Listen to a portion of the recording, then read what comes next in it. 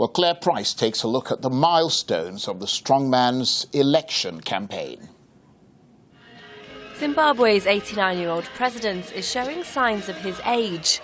And although it hasn't stopped Robert Mugabe from embarking on yet another grueling election campaign, it has forced him to make a few adjustments.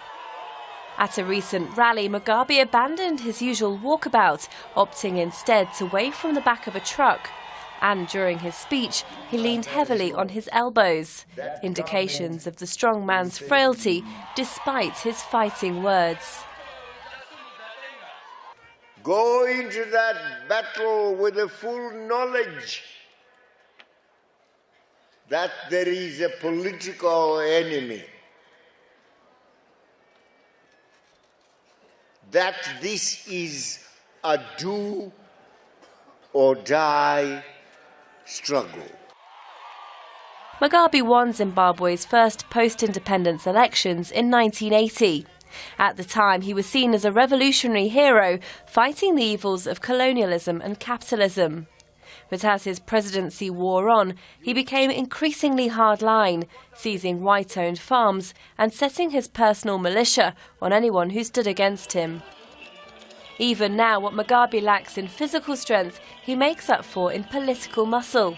He can still rely on the loyalty of the army and the police, and intimidation of his opponents, along with alleged manipulation of the electoral roll, keep the odds in his favour. Even Zimbabwe's new constitution has done little to lessen his power. Despite the power-sharing agreements reached after the last election, few expect Mugabe to be voted out of office. Mugabe has shown that he is not ever willing to leave that seat until he dies. And that's the problem, that you are dealing with someone who is increasingly, if he goes for elections and wins, Zimbabwe will have a president with mental dementia, really getting worse and worse. But staunch ZANU-PF supporters refuse to think about their president's age.